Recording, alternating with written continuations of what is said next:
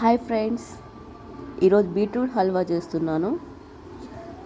అందుకు 5 బీట్రూట్ తీసుకున్న, పీల్ తీసేసి ముందుగా బీట్రూట్ని తురుముకోవాలి, లేదా ముక్కలుగా కట్ చేసి 2 విజిల్స్ వచ్చేంత వరకు కుక్కర్లో కూడా పెట్టుకోవచ్చు.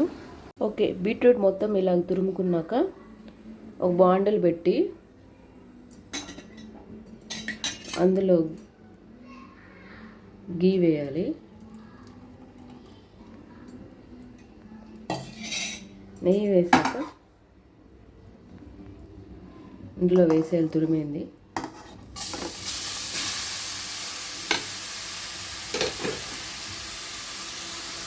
ఇందులో లైట్గా కొంచెం సాల్ట్ వేసుకోవాలి.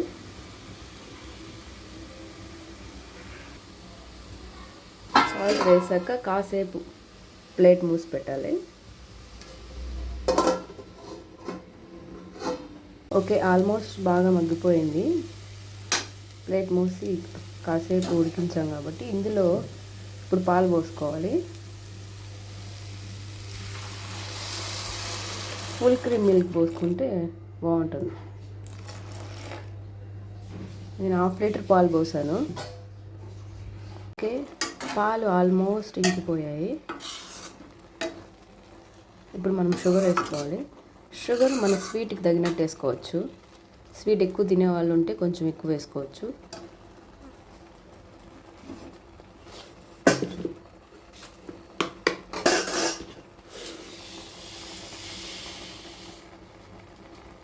నేను 1 కప్పు షుగర్ వేసాను, ఒక బౌల్.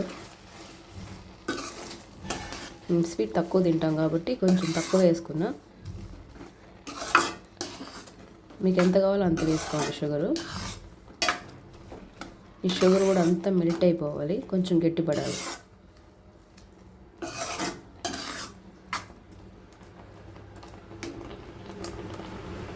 ఇందులోనే ఒక 4 or 5 యాలకులు దంచి పొడి చేసుకున్నా, ఆ పొడి వేసేయాలి.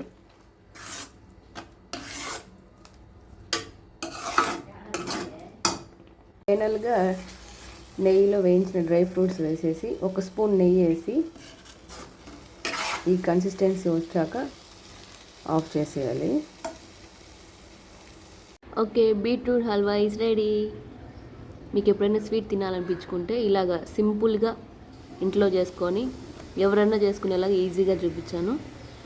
Tasty and super beetroot halwa.